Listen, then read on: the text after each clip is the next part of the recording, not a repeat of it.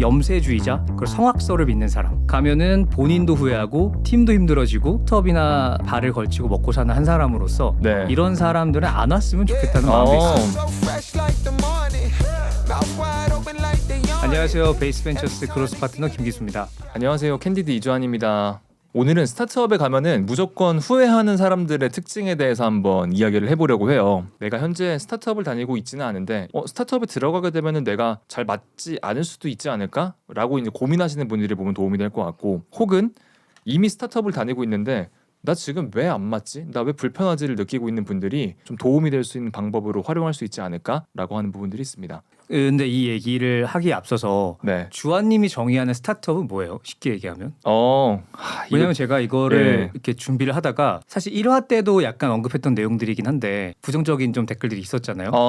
이 얘기에서 다뤄질 스타트업의 모습은 저는 가설을 증명하는 팀이라고 얘기하고 싶어요. 그러니까 돈을 쫓아서 뭔가를 하는 팀이 아니라 창업자와 창업팀이 가지고 있는 가설을 끊임없이 검증하고 그걸 통해서 세상에 주고 싶은 그 임팩트를 쫓는 팀만을 오늘 얘기한 스타트업이라고 얘기하면서 저는 얘기를 풀어보려고 합니다. 좋습니다. 그래서 스타트업에 가면 후회할 사람을 생각했을 때 저는 첫 번째로 꼽고 싶은 게 염세주의자, 그리고 성악설을 믿는 사람. 절대 가면 안 된다라는 도발적인 멘트로 먼저 시작을 해보려고 합니다. 가면은 본인도 후회하고 팀도 힘들어지고, 그리고 개인적으로는 스타트업이나 VC에 발을 걸치고 먹고 사는 한 사람으로서 네. 이런 사람들은 안 왔으면 좋겠다는 마음도 있어요. 좋습니다. 그럼 이 포인트부터 한번 제가 지금 디테일하게 여쭤보고 가도록 할게요. 네. 우선은 혹시 이제 염세적이다라고 하는 단어에 대해서 한 번 더 풀이해서 설명해 주실 수 있을까요? 염세적이다. 이거 PD님이 붙여주실 거죠? 염세주의자 이런 표현들. 지금 나오는 요거. 좋습니다. 그러면은 왜 염세주의자들에게는 스타트업이 잘 맞지 않을까요? 사실 이걸 생각해서 앞에 그 스타트업의 정의를 다시 얘기했던 건데, 기본적으로 세상에 존재하지 않았던 무언가를 믿거나 작은 가능성이라도 믿고 베팅을 해볼 수 있는 기본 마인드셋이 있어야 저는 스타트업에서 일할 수 있다 생각을 하거든요. 근데 염세주의자라고 하면은 기본적으로 세상을 바라보는 시선 자체가 약간 삐딱하다 보니까 팀에서 어떤 아이디어라든가 창업자가 어떤 아이디어를 제안함에 있어서 힘 빠지는 부정적인 면들을 많이 얘기하면서 팀에 좀 부정적인 영향을 끼치게 된다는 생각 때문이었어요. 그러니까 보통 이제 스타트업이라고 하게 되면 우리가 원하는 목표로부터 매우 먼 상황이 있는 걸 텐데, 그죠? 그걸 달성하기 위해서는 대부분의 방법론들이라고 하게 되면은 불가능해 보이는 것일 테고, 그죠. 사실은 우한 형제들, 뭐 토스, 네. 지금 잘 되고 있는 스타트업들을 봤을 때 이 팀이 창업되고 한 1년 정도 지난 시점에 지금의 모습을 상상이 되게 어려웠을 거잖아요. 그렇죠. 근데 전 창업자들은 지금의 모습을 보고 있었다라고 생각을 하거든요. 네. 근데 그들 옆에 염세주의자가 굉장히 많았다면 창업자들이 이런 얘기를 할 때 염세주의자들이 계속 좀 부정적인 얘기들을 했겠죠. 그런 상황이 되면은 팀도 그 사람에 대한 부정적인 생각들을 점점 더 많이 하게 되고, 그렇죠. 또 염세주의자도 본인 스스로 팀에 맞지 않는다라는 걸 느끼면서 외로움을 느낄 수가 있기 때문에 잘 맞지 않을 것이다 생각 네. 하나가 있고, 그 2016년인가요? 그때 김봉진 의장님이 네. 세상에 똑똑하다라고 얘기하는 대부분의 사람들은 염세주의자거나 비판적이다. 그러니까 그리고 그게 더 쉽다. 그러니까 우리가 뭔가 대안 없이 비판을 하거나 나쁜 점들을 짚는 건 되게 어려운데 세상을 바꾸는 사람은 결국 긍정론자들이고 뭐 이런 글들을 쓰신 적이 있어요. 근데 제가 믿는 스타트업이라고 하면은 그 김봉진 회장님이 쫓고 있었던 딱 그런 방식의 스타트업들 생각하기 때문에 저는 같이 일하고 싶지 않더라고요. 이게 정확하게는 그런 거잖아요. 문제를 의도적으로 발견을 계속해서 해나가는 사람들을 지칭을 하는 게 아니라, 그 문제를 발견했을 때 같이 풀어나가는 과정에서 좀 팔짱 끼고 에이 그게 과연 가능하겠어? 그런 거죠. 잘 모르겠는데 뭐 이런 분들을 말씀하신 거잖아요. 그렇죠. 그러니까 저는 이제 토스가 익숙하니까 네. 우리가 인터넷 은행을 만들고 모바일로 증권 거래를 더 원활하게 만들고 모든 사람들이 송금을 쉽게 만들 거야. 송금의 수수료를 없애버릴 거야. 데이 원에 그 얘기를 했으면 미친놈이라 할 수 있죠. 그렇죠. 근데 창업자와 창업팀은 그걸 믿기 때문에 이제 열심히 달려드는 건데 누군가가 팀원 중에 만약에 염세주의가 있다고 하면 팔짱 끼고 그게 되겠어요? 그거 말고 지금 보니까 사람들이 뭐 좋아하는데 저거 합시다. 이런 식으로 얘기하면은 그 창업팀에 좀 해가 될 거고 본인도 행복하지 않을 것이다. 매우 강하게 공감하는 것 같습니다. 그런 특징을 가지고 계신 분들이 보이스가 되게 강하다 보면은 다른 분들이 의견을 개진한 자유로운 의견을 개진하는데 되게 좀 조심스러워지는 것들도 있는 것 같아요. 맞아요. 왜냐면은 우리가 어떤 의견을 제시했을 때 그걸 달성할 수 있는 가능성보다 달성하지 못할 가능성들이 훨씬 높다 보니까 그 염세주의자가 이야기를 하는 내용들이 사실상 봤을 때는 맞아 보이거든요. 결국에는 비판하는 게 똑똑해 보이기도 더 쉬워요. 그래서 맞습니다. 많은 지식인들은 비판만 합니다. 근데 저는 김봉진 회장님의 다시 한번 공감하는 이유는 그래도 세상은 긍정론자들이 바꾼다라는 것에 굉장히 공감을 하고 네. 그래서 다 이제 연관이 되는 거예요. 그럼 1번 염세주의자. 두 번째 말씀 주신 게 성악설을 믿는 사람. 네, 기본적으로 성악설, 인간은 악하다고 생각하는 사람들. 네, 이거는 좀 어떤 이유인가요? 사실 스타트업 대부분 망하잖아요. 그들이 하는 실험 대부분 다 망할 겁니다. 그렇죠. 그들이 하는 제품 대부분 망할 거고. 그럼 사람들이 처음에는 하하호호 하다가도 짜증이 몰려올 수 있어요. 나는 여기에 내 젊음과 시간과 에너지를 다 갈아놓고 있는데. 그러면 본래 그런 의도가 아니었더라도 서로 비난하거나 너가 더 잘못한 거 책임을 이렇게 서로 좀 지워볼 수도 있을 것 같은데 네. 그래도 한 발 더 나아가려고 하면 이 사람을 다시 믿고 우리가 해낼 수 있다라는 의지를 바탕으로 또 그다음 스텝을 내딛어야 되는데 기본적으로 사람을 악하다라고만 생각을 하고 있으면 관계가 틀어지거나 그런 좀 부정적인 대화를 할 때 역으로 틀 수 있는 가능성이 상당히 낮아지는 것 같아요. 그러니까 힘든 상황 내에서 역시 그치 너 드디어 인간, 본색을 드러내는구나 이렇게 역시 생각할 수 인간은 있다. 나빠하면서 이 대화의 개선 의지조차 보여주지 않는 거죠. 음. 그리고 또 하나는 스타트업에서 일하다 보면 자연스럽게 근무 시간도 조금 터프해지고 사실 하루 중에 가장 많은 시간을 보내는 게 직장이 될 가능성이 높잖아요. 그죠. 그럼 사람과 계속 부대끼고 또 우리가 매일 똑같은 일만 하는 것이 아니라 스타트업 환경이라 하면 매일매일 이 환경이 바뀌고 어제와 다른 전장에서 싸워야 되고 오늘은 또 다른 목표를 쫓아야 될 수도 있는데 사람을 안 좋아하거나 사람이 나쁘다라고 생각을 하면은 이 사람들과 치고받고 하는 과정 중에 행복하지 않을 것 같아요. 다소 논란이 있을 수 있는 얘기를 하고 싶습니다. 근데 별 논란은 없을 것 같고 저한테는 근데 이 성선설을 믿는 사람이라고 하는 단어가 공과 사를 매우 철저히 구분할 수 있는 사람으로 들리는 것 같기도 하네요. 왜냐면은 사실 일하다 보면은 우리가 내 말이 맞기 위해서 나를 더 강력하게 어필을 하는 게 아니라 공통의 목표를 달성하는 데 있어서 더 좋은 것들을 선택하기 위해 치열하게 토론을 하는 거잖아요. 근데 보통 이제 일과 공과 사를 잘 구분하지 못하는 분들은 그 끝났을 때 집에 가서도 아니 근데 걔 왜 그렇게 세게 말했어? 도대체 왜 그렇게 주장을 하는 거야? 왜 그렇게 왜 감정적으로 얘기하는 거 같지? 아 기분 나빠 약간 이 내용들이 남는데 그 내용들이 분리가 잘 되시는 분들이 많지는 않지만 있는 것 같긴 하더라고요. 그럼 정말 모두 전환돼서 회의실 나오자마자 어깨 딱 치면서 아 고생했다 야 맥주 한잔 먹으러 가자.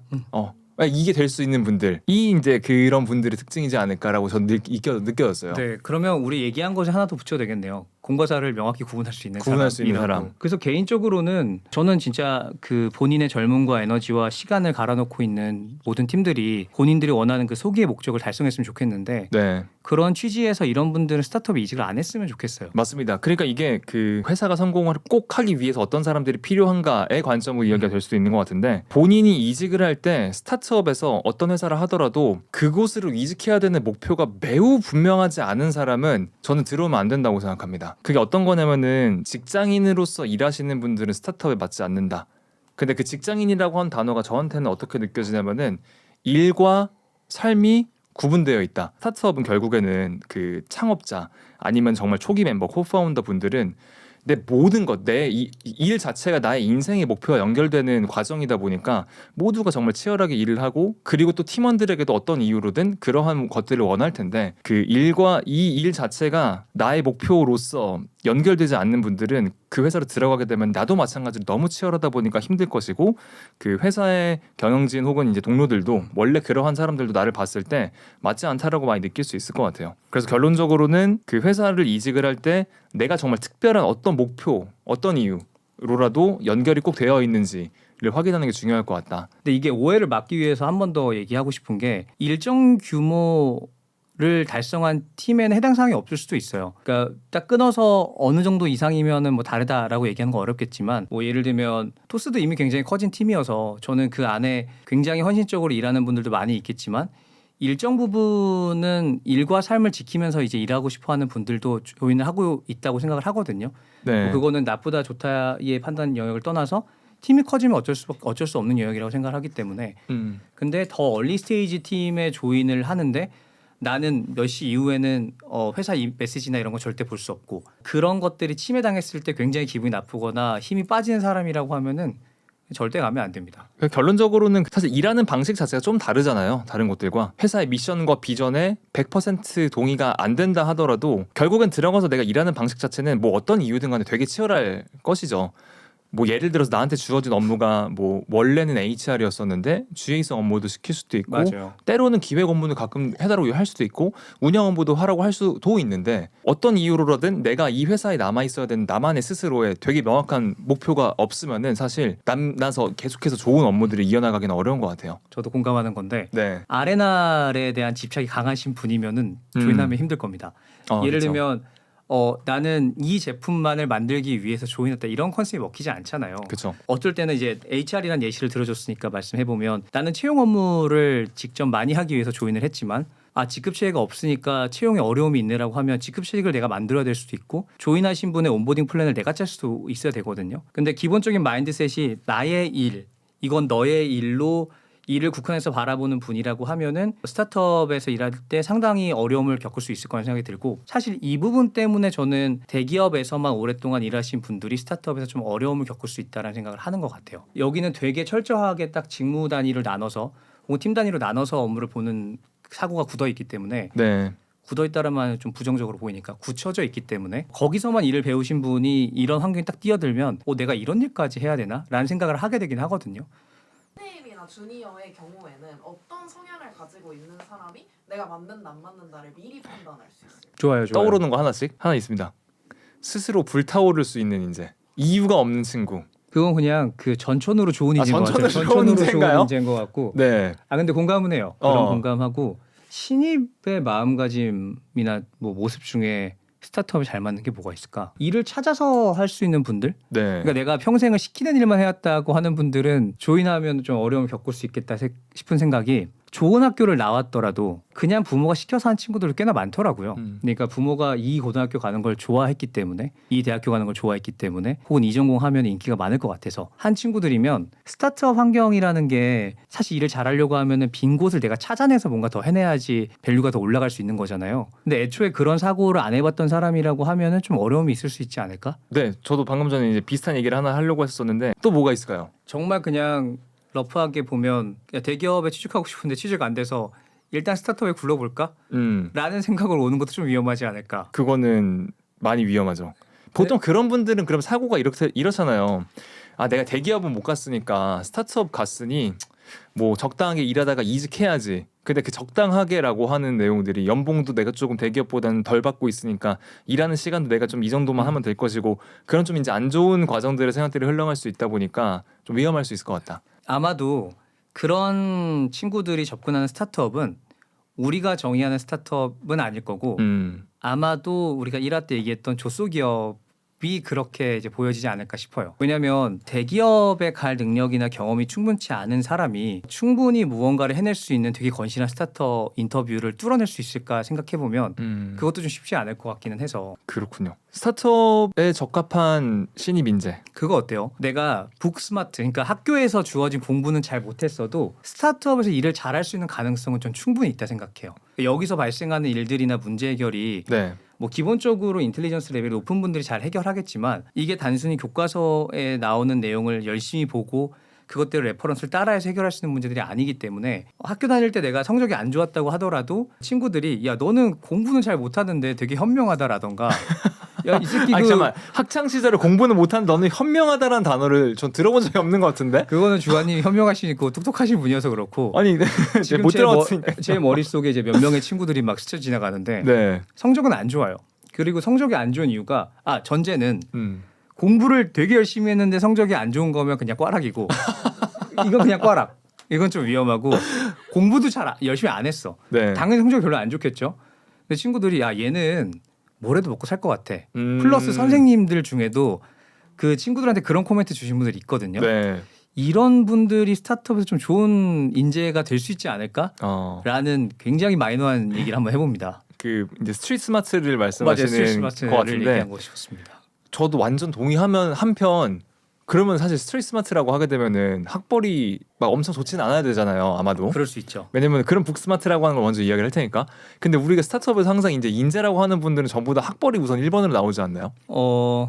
그죠. 인터뷰를 뚫을 수 있느냐는 좀 별개인 얘기긴 하는데 네. 일단은 들어가면 잘할 수 있을 것이다 라는 생각이고 근데 사실 제일 좋은 건 북스마트와 스트리트스마트를 다 같이 둘다 가지고 좋긴 있는. 하죠. 그러니까요. 이게 진짜 우리가 생각하고 있는 스타트업이라고 하는 기준이 되게 높은 것 같아요. 그러니까 어쩌면은 가장 어려운 산업군 회사류 중 한 가지이기 때문에 쉽게 막 그 얘기가 잘 안 나오는 것 같다는 생각들이 들긴 하네요. 다 가지고 있어야 되긴 합니다. 똑똑하기도 해야 되고 실행하기 위해서 주변 사람들과 커뮤니케이션도 되게 유려하게 잘해야 되고 센스도 있어야 되고 그 스타트업들에 대해서 아마도 많은 분들이 궁금해하는 특징 중 한 가지일 것 같아요. 첫 번째, 그 스타트업은 정말 야근을 많이 한다라고 하고 대표들도 정말 쾌해서 저 한숨도 못 자고 나왔습니다. 뭐 이런 얘기를 많이 하는 것 같은데 진짜로 스타트업은 24/7 일하나요? 반반, 예스 반, 노 반인데 대표님들은 다들 그렇게 일하시는 것 같습니다. 제가 아는 대표님들 중에서 피곤하지 않은 분은 한 분도 안 계신 것 같습니다. 교환님 포함해서. 근데 인플로이, 그러니까 일하는 분들은 조금씩 다른 것 같은데 아까 우리가 일과 삶을 완벽하게 분리하려는 사람은 잘 맞지 않을 것이다라고 네. 얘기했잖아요. 근데 여기서 함축하고 있는 의미 중 하나가 일을 무한정 오래 해야 되기 때문이 아니라 사실 일하는 시간에 대한 유연성은 충분히 가져갈 수 있지만 언제 어떤 문제가 터질지 모르기 때문에 약간 대기 상태가 되어야 된다는 측면의 얘기였거든요. 그러니까 퇴근 시간이 늘상 12시이기 때문에 일과 삶을 분리할 수 없을 것이다라고 얘기하는 게 아니라 퇴근은 뭐 4시 할 수도 있고 3시 할 수도 있고 7시 할 수도 있는데 다시 어떤 아젠다가 있으면 9시부터 또 10시까지 일을 해야 될 수도 있고 또 자정까지 또 일을 해야 될 수도 있고 이런 상황들에 대한 얘기였어요. 그래서 무조건 일을 많이 한다라는 측면보다는 일을 유연하게 좀 자주 할 수 있다 정도의 표현이 맞지 않을까. 스타트업에서 스타트업에서. 그렇군요. 이거는 제가 약간 다르게 생각하는 것들도 있어서 얘기해 주세요. 물론 그 제가 생각하는 지금 현재 답변을 하는 과정이 스타트업은 조금 더 앞단에 있는 아직 뭐 제품에 대한 뭐 PMF를 못 찾거나 찾았다 하더라도 매출을 잘 못 내는 이제 맞아요. 팀일 네. 것 같긴 한데 그런 곳들은 제가 봤을 때는 야근을 하는 게 지나치게 잦다는 거는 특징은 분명히 있는 것 같아요. 예를 들어서 전반적으로 모두가 한 11시, 12시까지 일을 한다든가. 근데 물론 그러면은 출근 시간 자체는 좀 늦긴 해요. 그런 곳들도. 한 10시, 11시, 12시 뭐 이렇게 나오는 곳이 있긴 하지만 제가 봤던 많은 회사들 정말 열심히 하는 곳들은 진짜 야근이 많은 것 같습니다. 그래서 이게 집에 가서 막 좀 유연하게 하다가 이벤트가 발생해가지고 대처하는 정도가 아니라 그냥 일이 너무 많아. 진짜 그냥 너무 많아. 그래서 정말 휴가도 못 가는 휴가제 제발 좀 가라 그래서 대표자가 예를 들어서 누구님 이제 휴가 좀 가세요 그러면은 아니 이 일 그럼 누가 처리해 줄 건데 대표님 해줄 거예요? 나 못 가요. 약간 좀 자연스럽게 나오는 것들이 되게 많았었어요. 여기서 하나 함축된 의미는 스타트업은 내가 내 일을 안 하면 해줄 사람이 없다는 것도 있습니다. 그렇죠. 그래서 휴가를 어쩌면 보내준 이유가 네. 가도 너는 너 일을 할 거잖아라는 믿음 속에서 보내준 게 아닐까 싶어요. 맞아요. 그럼 이거를 만약에 시간으로 잘라보면 어떨까요? 저는 그냥 개인적으로는 그냥 이상적으로 만약에 집에 가서 막 생각을 하고 막 구상하는 것들을 다 포함해서 일 끝 하고서 쉴 수 있는 시간이 하루에 몇 시부터 시작되면 행복할까를 생각해 보면은 9 to 8 해서 끝 하면은 진짜 행복할 것 같아요. 그 정도만 돼도. 9 to 8. 근데 이게 사실 인간이 사고를 닫아놓는다고 해서 다치지 않잖아요. 그렇죠. 그러니까 맞아요. 9시 퇴근인데 뭐 예를 들어서 11시 혹은 10시부터 육아를 해요. 아이랑 놀아주면서도 내가 하고 있는 그 기획이 자연스럽게 떠오를 수밖에 없고 강아지 산책하다가도 얘 막 똥 치우다가도 맞다 그거 놓쳤다라는 생각이 들 수밖에 없기 때문에 이건 여담인데 네. 제가 지금 아이를 키우고 있잖아요. 네. 제가 기수님한테 그때 농담삼아 이제 일하는 시간이 좀 더 늘어났다. 애기 이제 책 맞아요. 보시고, 애기 네. 안고서 책 이렇게 보면서 아니면 애기 안고서 요거 하면서 애기 안고서 아니면 클로드 뭐 하면서 늘어났는데 어느 순간 애기를 딱 안고서 제가 거울을 봤어요. 근데 내 표정이 너무 심각한 거예요. 표정이. 그러니까 머릿속으로 일을 일 하고 생각을 계시니까. 하고 있었던 거죠. 네. 그냥 계속. 그래서 이거 안 되겠다. 의도적으로 끊어야겠다 싶어가지고 지금은 애기 볼 땐 진짜 그냥 애기만 보려고 합니다. 계속. 그 아기가 눈치챘을 수 있습니다. 그러니까요. 아빠 눈치가 아빠가 이게 안 놀아주신다라고 네. 생각할 수 있고 왜냐면 저도 강아지랑 산책할 때 네. 저는 팟캐스트를 이렇게 듣거든요. 예. 근데 얘는 교감을 약간 원하는 것 같아요. 음. 근데 여자친구가 그 보고 그 강아지 이름이 뚜치인데 뚜치 다 알고 있다. 어. 너가 그냥 기계적으로 어. 산책시키는 거라고 했는데 뜨끔해가지고 요즘엔 그냥 이어폰도 안 끼고 그냥 이렇게 같이 걷고 있습니다. 근데 아마 맞을 거예요. 저 그 애기 밥 주는데 요거 이제 분유를 이렇게 줘요. 그러면은 눈을 이렇게 마주치고 봐야 된대요. 네. 그리고 예를 들어서 막 딴 거를 이렇게 하잖아요. 그럼 애가 갑자기 막 이래요. 진짜로. 나한테 집중하라고. 그죠. 아이들은 더 그런 교감이 필요할 것 같고 네. 그러면 이제 아까 했던 질문의 연장인데 아이가 있으면 시리즈 A 정도에 엄청 열심히 달리고 있는 특 A 플레이어들이 막 모여 있어요. 네. 막 들끓어. 그런 팀에서 일해도 되나요? 애가 안 둘이야. 됩니다. 안 됩니까? 그러니까 이제 그 전제 조건은 이걸 것 같아요. 그 아내분께서 100% 허락을 했다. 너 그냥 너 알아서 해. 너는 우리 가정의 재정적인 미래들을 책임져. 그 대신에 그 기간 동안 내가 아이 보는 거는 100% 할게. 라고 이야기를 100% 확답을 받았다라고 하면은 해도 되는데 사실 그것도 거의 불가능할 거예요. 왜냐면 제 주변에 그런 분들 많거든요. 똑같이 아내랑 약속을 했어요. 근데 사람이다 보니까 아내분들도 지치죠. 그럼요. 그러면 이제 그런 얘기들을 계속 하시는 거예요. 그래도 오늘은 좀 일찍 오면 안 돼? 벌써 2주 동안 지금 애 한 번도 못 봤는데 들어와서 좀 애들 좀 봐주면 안 돼? 나도 너무 힘들어. 저도 인정하고 싶지 않지만 공감이 되는 게 토스의 4년이란 시간을 이렇게 되짚어 보면 인사팀에서 많이 했던 고민 혹은 시도하려는 것 중에 아이를 키울 수 있는 환경입니다. 이런 메시지를 주고 싶었어요. 토스가 지향하는 일하는 방식이라던가 대외적으로 어떻게 일하는지가 알려져 있다 보니까 그런 아버님이나 어머님들의 지원이 굉장히 꺼려졌었거든요. 근데 이게 자연스럽게 회사가 커지면서 그냥 해소가 좀 됐고 그리고 유치원이라던가 이런 걸 만들면서 자연스럽게 해소가 됐습니다. 해소가 됐나요? 어느 정도는 해소가 네. 됐어요. 그러니까 이게 계속해서 카운팅을 하진 않지만 네. 이전에는 아이를 키우는 비율이 상대적으로 되게 낮았다라고 한다면 이게 지속적으로 성장하는 모습을 좀 봤었고 네. 그래서 그 시간을 좀 돌이켜 보면은 얼리 스테이지일수록 사실 양육과 그러니까 육아와 같이 일하는 것은 좀 어려울 수 있겠다. 팀이 커지면서 시스템으로 돌기 시작하면 어느 정도 좀 가능해질 수 있겠다는 생각이 드는 것 같아요. 두 번째 질문입니다. 스타트업은 수평 문화라고 하는데 진짜 수평 문화입니까? 반반인 것 같아요, 이것도. 너무 지금 그 회색 아니십니까 계속? 그러니까. 아까 스타트업 24시간 일하는 거도 그럴 수도 있고 아닐 수도 있고. 이게 오늘 옷도 우리가 흑백으로 입었어요. 그러네. 네. 반반이라고 이야기해주지 마시고 그럼에도 불구하고 조금 더 수평 문화인 건지 아니면 수평 문화가 아니다 사실은 7대3, 8대2 정도의 수평 문화인 것 같습니다. 수평이 8, 네. 7, 8 정도이다. 왜냐하면 대부분의 아이템들이 제로 투 원을 이끌어 갈 때는 파운더의 아이디어와 실행력으로 가겠지만 그게 달성된 순간부터는 대표가 모든 것을 컨트롤하거나 수준 높은 의사결정을 할 수 있는 것이 아니기 때문에 팀원들도 그에 준하는 권한과 의사결정을 해야 된다 생각을 하거든요. 근데 이게 탑다운 방식에서는 이런 것들이 불가능할 것이기 때문에 기본적으로 수평 문화라는 것이 더 장점이 많을 것이다 라는 거를 저는 원래 믿고 있긴 했는데 네. 최근에 이제 투자한 팀들 중에는 뭐 방산이라던가 납기를 못 맞추면 팀에 너무 크리티컬한 문제가 생긴다거나 혹은 한 번 사고가 터지면 이게 인간에 뭔가 해가 끼칠 수 있는 정도의 일을 하는 이제 스타트업들도 있다 보니까 일을 진행할 때는 그냥 탑다운으로 밀어붙이면서 체계적으로 하는 것이 훨씬 더 좋다라는 생각을 많이 할 때가 있었어요. 그리고 그런 대표님들이랑 얘기할 때는 대표님들도 그냥 응당 얘기하는 게 나는 그냥 이 분야는 무조건 탑다운으로 찍어 누르는 게 맞다고 생각한다. 그리고 사람을 뽑을 때도 그렇게 뽑으려고 한다.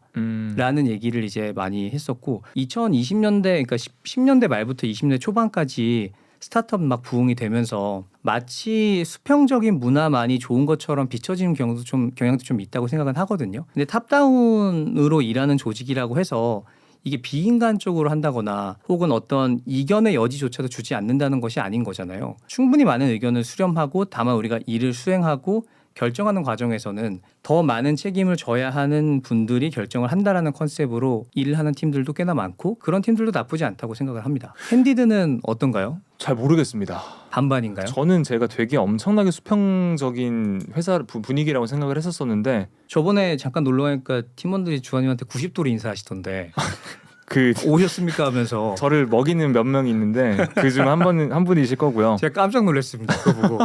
저는 이제 한번 이야기를 덧대면은 수직과 수평이 좋고 나쁨을 말하는 건가? 전혀 아닌 것 같다는 생각이 듭니다.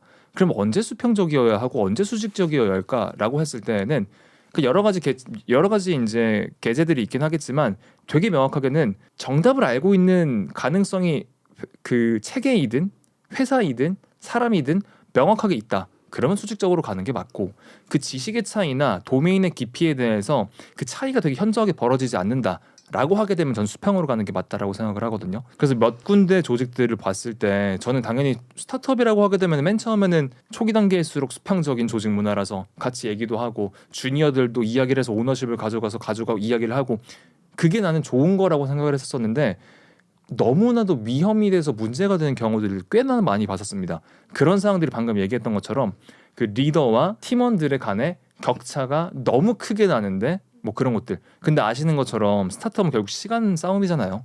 그럼 결론적으로는 더 효율적인 내용들을 찾아가기 위해서 되게 다양한 방법론들을 쫙 펼쳐주고 뭐가 누가 제일 오를까 뭐 이런 것들을 결정해 나가는 건데 예를 들어 리더들이 누가 보더라도 그 씬에서 제일 잘하는 사람이 예를 들어 1등이에요. 그럼 그 사람 말 듣고 가는 게 당연히 맞잖아요. 맞아요. 뭘 들어요? 왜 설명을 해줘요? 그 필요 없잖아요. 그럼 수직적으로 가는 게 맞는 거죠. 그 주한님 얘기에 완벽히 공감하고 사실 조직이 수평적으로 되냐 수직적으로 되냐는 대표자가 결정하는 것보다는 그러니까 그게 선행하는 것보다는 경험이 먼저 쌓여야 되는 것 같은데 내가 충분히 똑똑한 팀원들의 의견을 들었을 때 결과가 좋아진다라는 걸 한 번이라도 체감을 하면 의견을 더 많이 듣게 되고 그게 자연스럽게 약간은 이렇게 수평 문화로 좀 바뀌어갈 수 있는 것 같아요. 그것도 너무 좋은 네. 이야기시네요. 근데 팀원들에게 그 정도의 자극을 한 번도 받아본 적이 없었고 내가 내린 의사결정보다 더 좋은 의사결정 한 번도 본 적이 없는데 그냥 그 대표님한테 수평적인 조직이 좋다라고 얘기하는 것은 일종의 어불성설인 것 같고 그러네요. 그래서 그 앞을 그러니까 이거를 결정하거나 보려면 팀원들의 수준이 어떤지를 보는 게 제일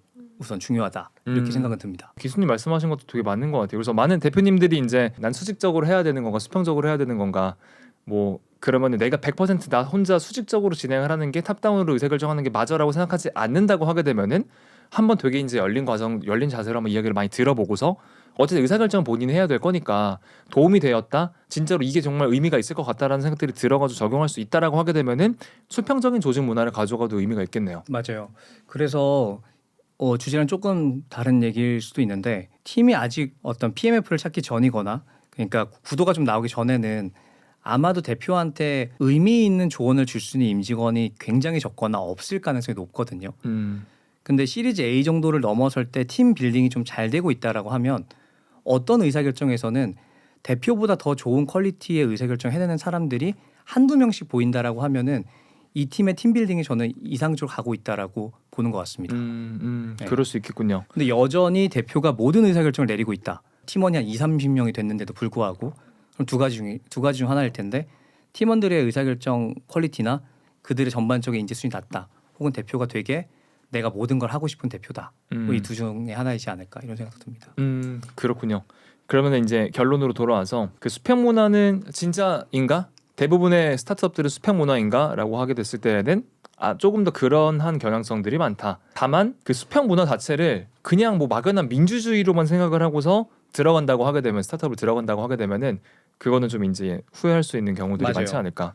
여기서 하나 더 덧붙이고 싶은 건 나이 중심의 뭔가 의사결정이나 세상을 바라보는 시선 자체가 나이에 되게 무게가 있는 분이면 이 팀이 수평적이건 수직적이건 가면 안 된다고 생각은 하는데 그러니까 이런 분은 스타트업에 가면 안 된다는 얘기인 건데 왜냐하면 스타트업의 재원은 되게 한정적이잖아요. 그러면 이 사람이 뭐 연차가 얼마건 이런 걸 떠나서 그 일을 잘할 수 있는 사람이고 성과를 가져다 줄 수 있는 사람이면은 이 사람이 일을 맡아서 하는 게 당연한 건데 나이에 뭔가 되게 민감하게 반응하시는 분이라고 하면 예를 들어서 나보다 일을 더 잘하는 나의 팀원 혹은 상사가 나보다 어릴 수도 있잖아요. 근데 그 사람이 나한테 어떤 일을 시켰을 때 이거를 부단히 좀 기분 나쁘게 받아들이면서 약간 꼬이기 시작하는 것도 좀 있는 것 같거든요.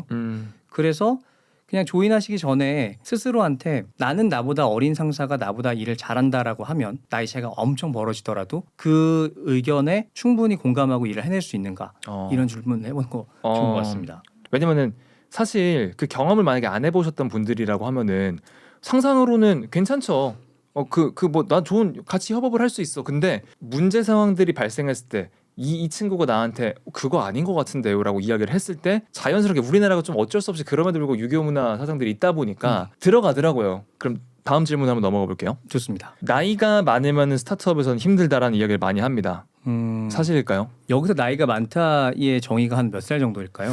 입 밖으로 꺼내려고 하다가 갑자기 제 나이가 생각이 들어가지고 좀 조심스러워졌는데 40 중반 이상이다. 이게 너무 변수가 많아서 또 아사무사 답변이 될 것 같은데 그럼 네. 재미없으니까 전 노 가도 된다. 가도 된다. 가도 40 된다. 중반이 넘었어도 상관없다. 네, 상관없다. 나이는 상관없다. 네. 나이 전제는 숫자에 불과하다. 나이의 숫자는 불과하다. 전제는 건강하다는 전제하에 그게 전제입니다. 네. 건강하면 뭐 하면 됩니다 그냥.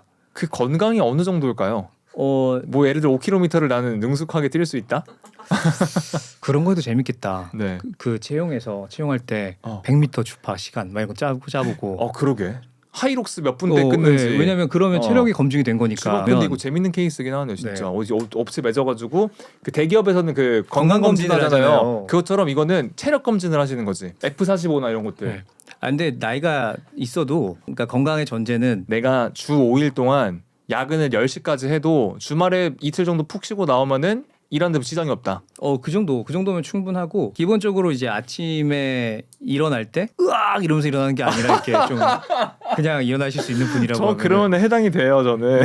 근데 그거 아시죠? 실제로 빡세게 일하는 스타트업에서 이직하려는 그러니까 거길 탈출하시려는 분들 중에는 건강상의 이유가 생각보다 많습니다. 맞아요. 그래서 가는 건 자유인데 네. 그래서 갈 수 있다는 거예요. 하지만 자유이다 그냥. 자유이다. 그러니까 건강해야 된다. 자유이다. 네. 하지만 가서 이제 건강 관리를 잘 해주셔야죠. 맞아요. 나이가 뭐 중요하겠습니까? 저는 뭐 50대든 60대든 할 수 있다 생각합니다. 저는 한 가지가 더 있을 것 같아요. 에너지로서 받쳐줄 수 있는가 하나. 두 번째, 핸즈온하게 실무를 할 수 있는가. 그죠. 아마 이제 40대 중반이라고 하게 되면 보통 이제 리더분들, 그러니까 피플 매니징을 주로 하시는 분들이 많을 텐데 스타트업, 특히 또 이제 앞단에 있다고 하게 되면은 매니징도 해야 되고 실무도 꼭 해야 되잖아요. 그 한 사람 한 사람의 이제 일손이 너무 중요하다 보니까. 그래서 예를 들어 내가 실무를 했던 적이 너무 오래됐어요. 뭐 한 4, 5년 전이야. 뭐 생각해보니까 당연히 왜 못하겠어. 나 그때 날아다녔는데. 그러면 좀 이제 어려울 수도 있을 것 같긴 합니다. 그죠. 실무를 할 준비와 실력이 갖춰져 맞아, 있는 실제 것은 능력도 그냥 디폴트죠. 그거는 할 수 있다. 할수 하지만 있다. 중요한 거는 건강해야 된다. 건강 그리고 내가 실무를 할 수 있는지 이 두 가지만 있으면 그래도 스타트업에서 일할 수 있다. 다음 질문으로 넘어가 보겠습니다. 대기업 출신은 스타트업에 맞지 않습니까? 이건 자신 있게 아니라고 할 수 있습니다. 맞습니까? 그러니까 맞지 않는다. 아니 맞는다. 검토할 수 있다. 검토할 수 있다. 네, 충분히 갈 수 있다. 지난번 우리 다른 화에서는 좀 이제 어렵다라고 이야기를 하셨던 것 같은데 좀 어떤 맥락일까요? 왜냐하면 저한테 일단 yes or no로만 하라고 하셨고 네. no보다는 yes가 가까운 것 같아요. 오. 왜냐하면 그 기본적으로 대기업에 조인하시는 분들이 살아온 면을 보면 어떤 순간에 다분히 열심히 사셨던 분들이 대부분일 거거든요. 다만 이제 그들을 모아놓고 운영하는 방식이라는 것이 시스템 속에서 돌아가다 보니까 한 명이 뭔가 되게 튀게 일하거나 본인의 어떤 스코프를 막 넓히면서 일하는 것에 되게 제한을 받았던 분들일 텐데 내가 익숙한 환경을 버려면서 새로운 것에 적용할 수 있는 분이라고 하면은 저는 무조건 검토할 수 있다 생각하고요. 그리고 가끔씩 조금 스타트업이 잘 된 경우에 그 창업자나 창업팀이 대기업을 무시하는 경우들 좀 본 적이 있는 것 같아요. 예를 들면 뭐 4대 대기업 거기서 뭘 했었겠어요 라던가 실제 실무는 모르시겠죠 정도로 이렇게 폄하하는 경우들도 종종 뵌 적이 있는데 실제로 그들이 그 안에서 수행하는 일의 난이도를 본다면 그렇게 판단할 건 아니라고 생각을 하고요. 실제로 토스의 초창기 모델을 만들 때 삼성페이를 만드셨던 분들이 많이 조인을 해주셨는데 그분들이 되게 빛나는 활약을 많이 해주셨어요. 그래서 대기업 출신은 맞지 않을 것이다라고 물으면 그거는 아니다라고 얘기는 하고 싶은데 네. 마인드에 따라 다를 것 같습니다. 그럼 한번 이렇게 질문 드려볼게요. 대기업 출신은 스타트업에 적응하기 어려울까요? 이것도 yes or no인가요? 네. 모든 질문은 예스와 노입니다. 오늘 호스텔에서 좋아요. 네. yes. 어려울 것이다. 어려울 것이다. 일단 퇴근이 없기 때문에 퇴근을 누가 가도 된다라고 뭐 알려주거나 혹은 지금 집에 가도 되겠다라는 그 뭔가 센싱할 수 있는 게 없기 때문에 거기서부터 시작해서 근데 대기업들은 오히려 그건 되게 잘하시지 않을까요? 왜냐면은 어차피 내 상사가 남아있으면 무조건 같이 야근해야 되잖아요. 대기업은 보통은 이제 그리고 삼성전자나 현대자동차 집에 이제 뭐 벨 보면서 가는 것들 비일비재한데 그거는 오히려 잘 맞는 거 아닌가요? 그러니까 그러면 사인이 있는 거잖아요. 내 상사가 있으면 안 된다. 상사가 집에 갔다. 집에 간다. 근데 스타트업은 그게 아니니까 그걸 센싱하는 게 어렵다. 그러니까 일의 시작과 끝맺음을 언제로 하는 것이 좋은지에 대한 것부터 이제 어려울 거다라는 생각이 좀 드는 게 있고 그리고 또 하나는 나보다 어린 친구들이 와서 일 시키거나 네. 공격적으로 업무 요청을 들어온다거나 이랬을 때 적응이 좀 어려울 수도 있겠다는 생각이 드는 것 저씨 같고 뭐 하는 거지? 어. 갑자기 나한테 왜 시켜? 나한테? 그리고 또 하나는 이 일도 내가 해야 돼. 우리 아까 얘기했던 그게 너무 매일매일 발생할 거라서 바로 적응하는 것은 쉽지 않을 수 있겠다라는 생각은 좀 듭니다. 저도 사실은 동의합니다. 예스? 어렵다? 예스입니다. 적응하기 어렵다.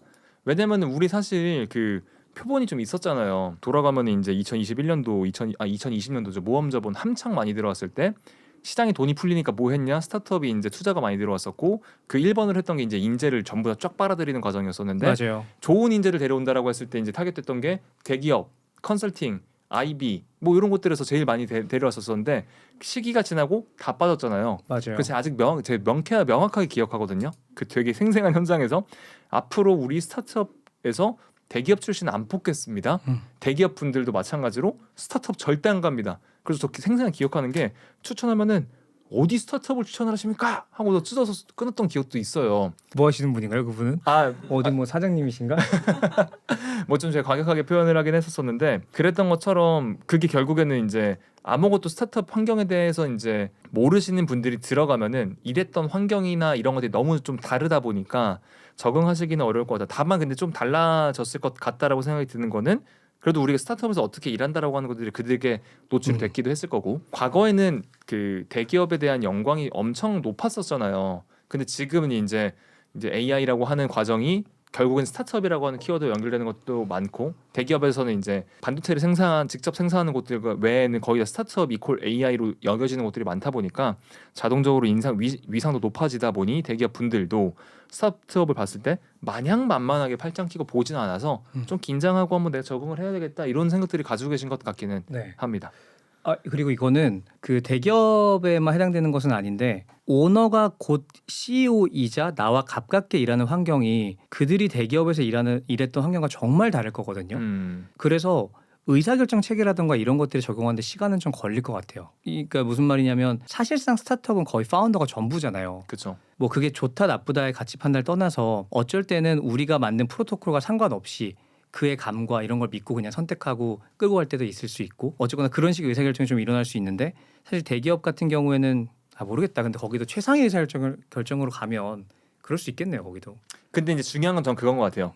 그 최상의 의사결정 권자의 의도와 맥락들은 전달되지 않는다. 그죠. 근데 여기는 그 맥락은 다 알 수 있고 그래서 만약에 이 대기업에서 오신 분이 그 대기업의 최상의 의사결정권에도 관여를 하셨던 분이라고 하면은 적응이 좀 수월할 수도 있을 텐데 네. 그게 아니라 어떤 실무 레이어에서만 계속해서 일하셨던 분이라고 하면 대표자가 고 CEO인 상황에서 일하시는 게 조금 다를 수는 있겠다. 그런 생각이 드는 것 같습니다. 한 가지 질문을 한번 더 드려보겠습니다. 좋습니다. 스타트업은 본인의 일에 대해서 매우 큰 흥미를 느끼는 사람들만 가야 된다고 생각하세요? 이것도 yes or no 하나만 해야 되죠? 네. 다음 회차 녹화에도 제가 꼭 이렇게 하도록 하겠습니다. 호스트를 맡아서 yes로 하겠습니다. 정말 큰 흥미를 가지고 있어야만 한다. 정말 큰 흥미까지는 아니더라도 네. 기본적으로 일하는 것을 좋아하시는 분이 가야 된다. 왜 그런 걸까요? 기본적으로 할 일이 되게 많고 본인의 삶과 일을 구분하는 것이 되게 어려울 것이기 때문에 일하는 것 자체에 대한 스트레스가 높으신 분이라고 하면 혹은 일은 나의 돈벌이 수단으로만 생각하면은 매일매일 스트레스를 받을 거고 대표도 그걸 금방 눈치챌 거라 생각합니다. 그러면 본인이 원하지 않더라도 그 회사에서의 기간은 더 빨리 끝날 수도 있을 것 같고요. 그리고 또 하나는 스타트업은 지속적인 성장을 기대하고 있잖아요. 네.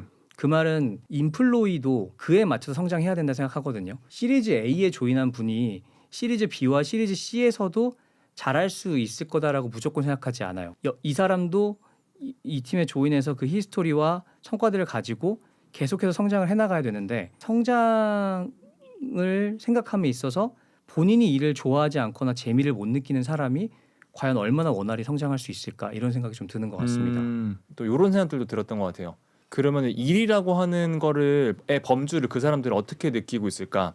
그 일은 내 직업일까? 예를 들어서 이제 뭐 태정처럼 PD이십니다. 그럼 PD 업무를 좋아하는 거지 그 사람이 다른 업무들 관련된 일을 하는 것들도 좋아한다고 바라봐야 되는 걸까? 왜냐면 아까 이제 기수님 말했던 특징 중 하나가 나한테 여러 가지 업무들을 줄 거잖아요. 스타트업에서 특히 이제 앞단이라고 하게 되면은 그러면은 내가 일을 좋아하는 사람들만 들어왔는데 나한테 주어진 게 야 너 이것도 해 저것도 해 다 해. 그러면은 야 난 이게 재밌어서 들어온 건데 나한테 이걸 왜 맡겨? 갈래. 가 되지 않을까?라고 하는 생각도 좀 드네요. 이건 어떻게 생각하십니까? 그러니까 본인이 본질적으로 재미를 느끼는 그 일과 다른 일을 자꾸 하게 되면서 이탈 가능성이 높아지지 않을까? 맞아요. 그래서 그러면 그 일이라고 하는 거를 R&R로 구분을 해서 봐야 될까? 아니면 진짜 그냥 말 그대로 무언가 생산적인 그 비즈니스 활동이라고 좀 이제 통칭하는 뭐 그런 걸로 바라봐야 될까? 네, 혹시 어떻게 생각하시는지요? 여기서 이제 그 파운더와 혹은 CEO 혹은 경영진의 그 미묘한 밸런싱과 판단이 좀 필요할 것 같은데 네, 본인이 딱 관심 있는 그 영역만 좋아하고 재미를 느끼는 사람이 있을 수 있죠. 그리고 저는 그런 사람들도 좋은 인재라고 생각하거든요. 네. 그러면 그걸 미리 포착하고 그분에겐 좀 그런 일만 몰아준다던가 주한님 말씀하신 것처럼 그냥 일을 하는 행위 자체를 즐기시는 분도 있을 수 있죠. 네. 그런 분에게는 조금 더 넓은 스코프를 이렇게 줄 수가 있는 것 같아요. 그러면 이제 평가의 문제가 생길 텐데 누굴 더 높게 평가할 것인가 라고 했을 때 글쎄요. 근데 엔지니어 분들도 보면 팀 운영을 하면서 스코프를 확대하시는 분이 있는가 하면 이 기술에만 천착해서 기술만 파시는 분들도 있잖아요. 그렇죠. 누굴 더 높게 평가해야 될까요?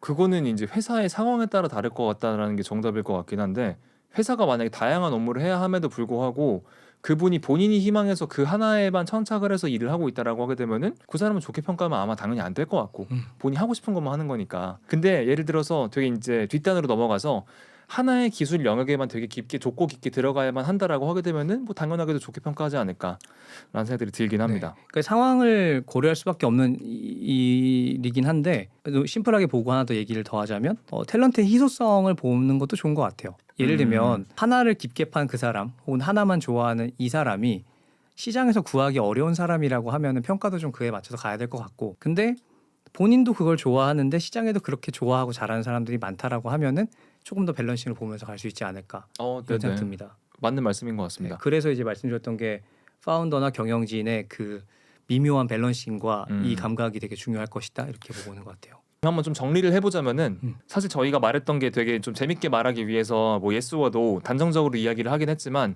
사실 상황에 따라 다 다른 것 같긴 합니다. 뭐 예를 들어서 뭐 대기업에 다니셨던 분도 되게 잘 맞는 분들도 아마 있을 거라고 생각하고 또 되게 우리가 했던 질문들 중에서 반대되는 사람들도 많은 경우들이 너무나도 많을 것 같긴 해요. 근데 되게 중요하게 생각해야 되는 한 가지는 분명히 있는 것 같긴 합니다.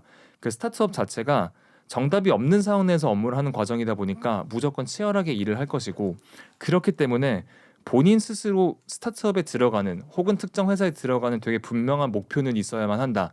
그래야지 내가 맞을 수도 있고 안 맞을 수도 있고 그 상황들을 분명히 인지할 수 있지 않을까라고 하는 생각들을 가지고 있어요. 저는 오늘 얘기하면서 하나 마무리 멘트로 이걸 해야겠다 싶었던 게 뭐가 있냐면 사실 많은 팀은 망하잖아요. 결국에 망하고 물론 시도를 했다는 것 자체만으로도 의미가 있겠으나 그만큼 성공을 만들어내는 것이 굉장히 어려울 거고 그 과정도 굉장히 터프할 건데 그래서 그냥 스타트업에 한번 가봐야지 혹은 나는 이 정도를 했으니까 뭐 잘하겠지 싶은 마음으로 가기에는 좀 허들이 높은 것 같아요. 그러니까 가장 이상적인 팀은 어떤 팀일까? 가장 이상적인 팀원들의 마인드셋은 무엇일까를 생각을 하다 보니까 정말 역사에 기억될 만한 어떤 팀, 세상에 유의미하게 기억될 만한 어떤 아이템을 만드는 팀에 가려고 하신다면 이게 정말 나에게 의미가 있는지 내가 다른 것을 잃어도 이게 된다고 하면은 나는 행복한 삶을 살 수 있을 것인지를 충분히 고민해 보고 가시는 게 좋을 것 같습니다. 물론 이 얘기를 해도 그렇지 않은 분들이 더 많이 가시겠죠. 근데 그런 마음가짐으로 모여있는 팀만이 살아남을 거예요. 그래서 저는 오늘 살아남을 그 팀을 생각하면서 얘기를 하긴 했습니다.